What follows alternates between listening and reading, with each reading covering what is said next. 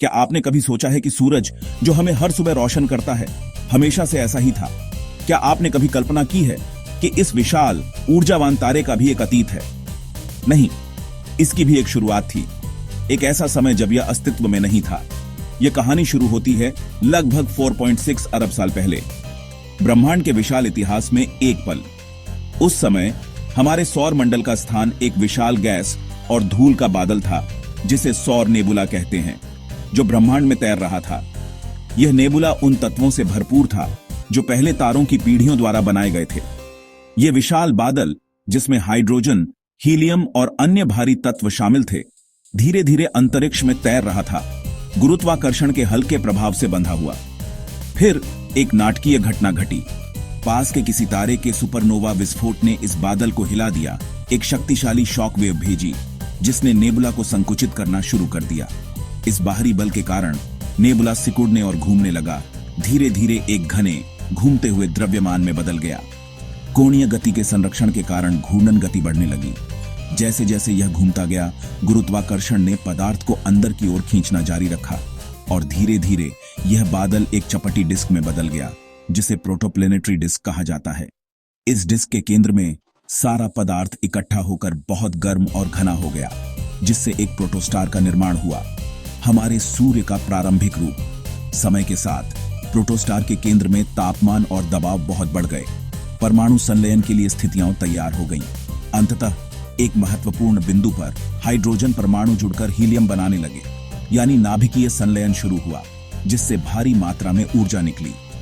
यही वह पल था जब हमारा सूरज जन्मा, एक आत्मनिर्भर चमकता हुआ तारा, जो अपने गुरुत्वाकर्षण और परमाणु संलयन की शक्ति से संचालित होता है। और तब से यह अरबों सालों से हमें रोशनी और ऊर्जा दे रहा है, जिससे पृथ्वी पर जीवन संभव हो पाया है, और आने वाले अरबों वर्षों तक यह ऐसा करता रहेगा।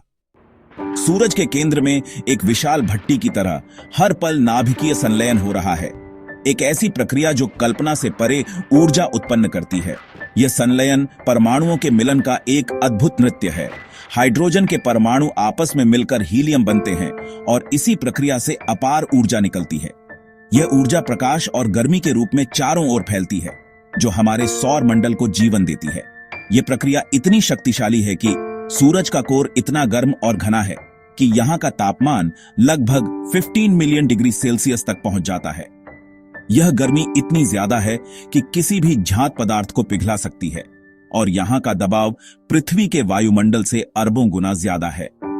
इस अत्यधिक दबाव के कारण ही परमाणु एक साथ जुड़ने के लिए मजबूर होते हैं, जिससे संलयन की प्रक्रिया संभव हो पाती है। हर सेकंड सूरज करोड़ों टन हाइड्रोजन को हीलियम में बदलता है। यह एक अविश्वसनीय दर है, जो हमें सूर्य की विशाल ऊर्जा उत्पादन क्षमता का एहसास कराती है, जिससे लाखों टन पदार्थ ऊर्जा में बदल जाता है। आइंस्टीन के प्रसिद्ध समीकरण EMC2 के अनुसार पदार्थ ऊर्जा में परिवर्तित होता है, और यही ऊर्जा सूर्य को चमकने की शक्ति देती है। यह ऊर्जा फोटोन के रूप में सतह तक पहुंचने में लाखों साल लगा देती है, क्योंकि सूर्य का आंतरिक भाग बहुत घना है, जिससे फोटोन को सीधे यात्रा करने में बाधा आती है, बार बार टकराकर रास्ता बदलती है। यह एक जटिल भूल भुलैया की तरह है, जहां ऊर्जा धीरे धीरे सतह की ओर बढ़ती है। अंत में यही ऊर्जा सूरज की सतह से निकलकर 8 मिनट में पृथ्वी तक पहुंचती है। प्रकाश की गति से यात्रा करते हुए यह ऊर्जा हमारे ग्रह को रोशन करती है, हमारे जीवन, मौसम और भोजन का आधार। यह ऊर्जा पृथ्वी पर जीवन के लिए आवश्यक है, पौधों को प्रकाश संश्लेषण करने और हमें जीवित रखने के लिए। सूरज एक प्राकृतिक परमाणु रिएक्टर है, जो अरबों सालों से हमारे सौर मंडल को शक्ति दे रहा है। यह एक निरंतर चलने वाली ऊर्जा मशीन है, जो हमारे ग्रह को जीवन के लिए उपयुक्त बनाती है। सूरज भी बूढ़ा होगा। यह अभी अपनी युवावस्था में है, लेकिन लगभग 5 अरब साल बाद इसका ईंधन खत्म हो जाएगा। हाइड्रोजन खत्म होते ही कोर सिकुड़ने लगेगा, तापमान बढ़ेगा और सूरज एक विशाल लाल दानव बन जाएगा।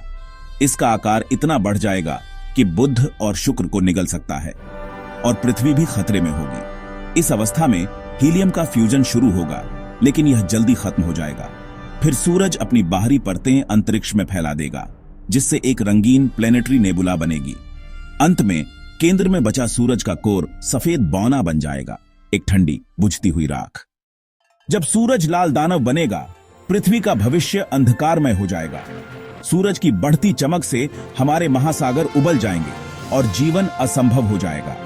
कुछ वैज्ञानिक मानते हैं कि सूरज की बाहरी परतें पृथ्वी को निगल सकती हैं, जिससे हमारा ग्रह नष्ट हो जाएगा।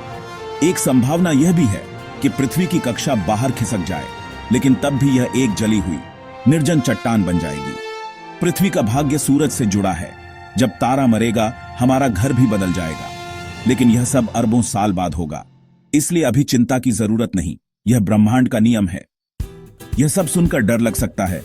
एक अनिश्चित भविष्य की आशंका मन में घर कर सकती है, लेकिन विज्ञान हमें सिर्फ खतरे नहीं, समाधान भी दिखाता है। यह हमें समस्याओं का सामना करने और उनसे उबरने के लिए आवश्यक उपकरण और ज्ञान प्रदान करता है। हमारे पास अरबों साल हैं। कौन जानता है, तब तक हम दूसरे ग्रहों या तारों तक पहुंच चुके होंगे। शायद हम प्रकाश की गति से यात्रा करने की तकनीक विकसित कर लें या कृत्रिम निद्रावस्था में लंबी यात्राएं करने में सक्षम हो जाएं। ब्रह्मांड में अरबों तारे और ग्रह हैं, अनगिनत संभावनाओं से भरे हुए, जीवन के लिए उपयुक्त परिस्थितियों वाले ग्रह।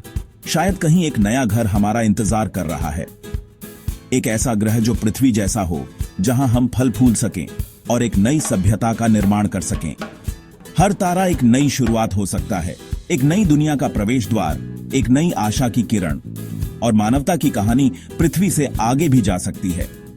हम अपनी सीमाओं को पार कर सकते हैं और ब्रह्मांड में अपना स्थान बना सकते हैं। हमारी जिज्ञासा और हिम्मत हमें सितारों तक ले जा सकती है, हमें अज्ञात का पता लगाने और नई खोजें करने के लिए प्रेरित कर सकती है। हम ब्रह्मांड के नागरिक हैं। जब अगली बार सूरज को देखें, उसकी कहानी याद करें, उसकी ऊर्जा, उसकी शक्ति और जीवन को संभव बनाने की उसकी क्षमता को याद करें, और यह भी कि हमारा भविष्य अनंत संभावनाओं से भरा है। हम सितारों तक पहुंच सकते हैं और ब्रह्मांड में अपना भाग्य बना सकते हैं।